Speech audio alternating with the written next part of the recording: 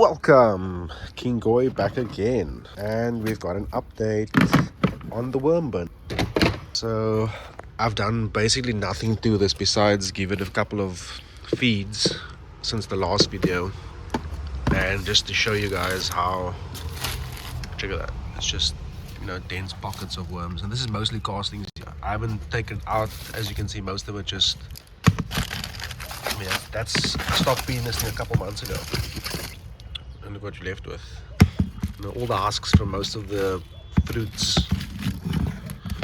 but then I'll, you sift out because you don't really need those in there. They become sort of like little colonies for the worms to live in. Check, see that, infested with worms.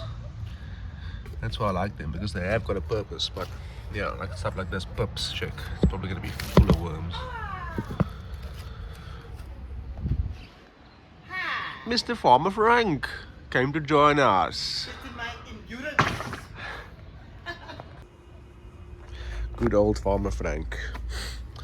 But yeah, as I was saying, that's just from leaving it. So I mean, if ever you have these issues or questions about, oh, what do I feed it, what do I do if this is in there or that is in there, the natural balance will be restored regardless. So it's going to take a lot for you to fuck up a worm bin, to be honest.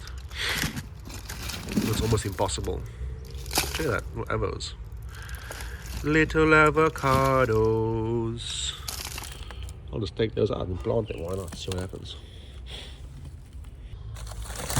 All the cardboard that was in here is essentially gone. It's just become carbon for the worms.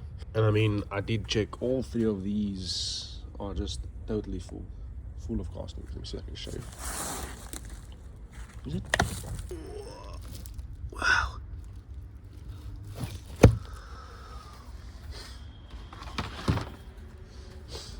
You'll find other stuff, you'll find slugs, you'll find many other things. I mean, you can find ways to get them out and keep them away.